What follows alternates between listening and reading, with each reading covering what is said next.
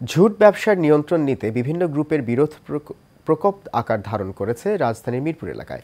৫ আগস্টের আগের নিয়ন্ত্রকরা পালিয়ে যাওয়ায় নতুন করে এসব নিয়ন্ত্রণে নিতে অস্ত্রের মহড়া দিচ্ছে ক্যাডার বাহিনী। এমন বাস্তবতায় আতঙ্ক ছড়িয়ে পড়েছে মিরপুর সহ আশপাশের এলাকায়। শেখ সোহাগের রিপোর্টে দেখুন বিস্তারিত। বিগত আওয়ামী লীগ সরকারের আমলে রিও ফ্যাশন সহ বৃহত্তম মিরপুরে একাধিক তৈরি পোশাক কারখানার জুটের নিয়ন্ত্রণ ছিল সাবেক ওয়ার্ড কাউন্সিলরদের।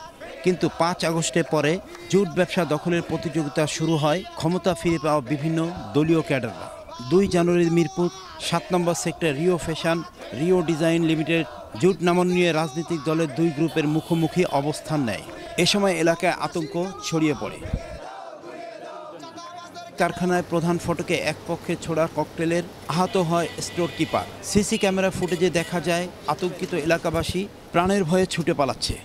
২ তারিখে এখানে একটা ককটেল মারছে, মাইরে পরে এখানে একটা আমরা ওই ভিতরে ছিলাম ওইদিকে, পরে হঠাৎ দেখি এখানে ধোয়া, ঠিক আছে, পরে শুনি বলে একটা ককটেল মারছে। এখানে বোম ব্লাস্ট হয়েছে, এখানে একটা বোম দাগ এসে দেখলাম আমি। পরে জনতা একজনকে আটক করে রূপনগর থানা পুলিশকে সোপর্দ করে।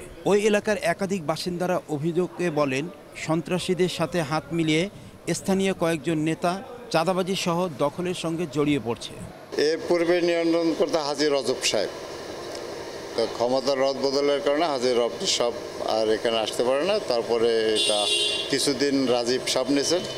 রাজীব সাহেব এবং রাজীব সাহেবেরই হয়তো পরিচিত বা পার্টনার একই দলে, তারা এটা বাধা সৃষ্টি করে।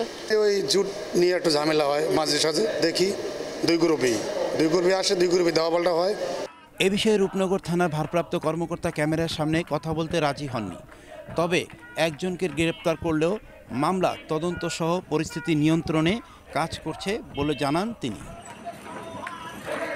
শেখ সোহাগ, এশিয়ান টেলিভিশন, ঢাকা।